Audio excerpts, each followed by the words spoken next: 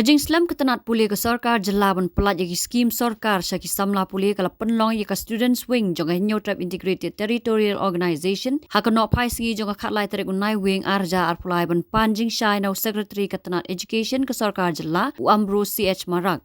Ka students wings kalau ong bagajing Islam pelat yaki skim scholarship kalau penlong yaki samla pulih ban marjing kam tam gi basanya nagatika skim ban siu ka bai pulih jongki. Demi kuat cing saya halor kacing Islam ban yo ya scholarship tu kena. Di hak cing keren jong I bat is ketri jong ka education department government of Halia ti ilong pana kaliang jong sarkar.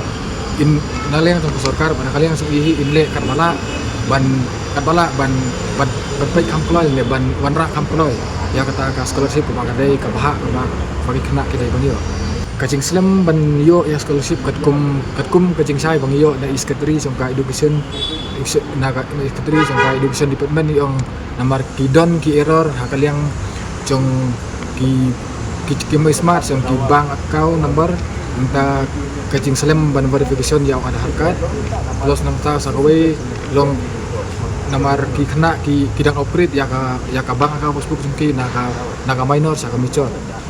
tahu kecing saya bang iyo na I napok ka ministry kila ong ba it is mandatory ban don ya ka ada harkat kenang ba ka ling ba ka PMFS ka scholarship kan poi ha respective bank accounts ka lada kidang Islam tingi subu puan mental lada kakum gajing pan tingi ting la su ong ban send biang ki alert si sin ban tip iki students ling ba ka SMS te lada ni pat yo ya kata lani kino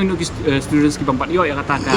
SMS alert tinggi nak kalian cungi ke hidup student swing tingin yang move yang seisian syaka education department berke NIC by the end of this month by the end of this year tingin will make sure bah kadai ban yo no ke scholarship haman ki students ki barang sa scholarship kalian jongi secretary ti ong tahi in le akan bala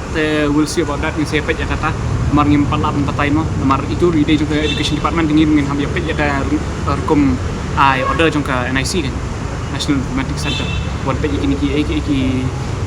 online alerts na ki transactions ban push po ki bank respective bank accounts yung kinu ki na apply ka scholarship.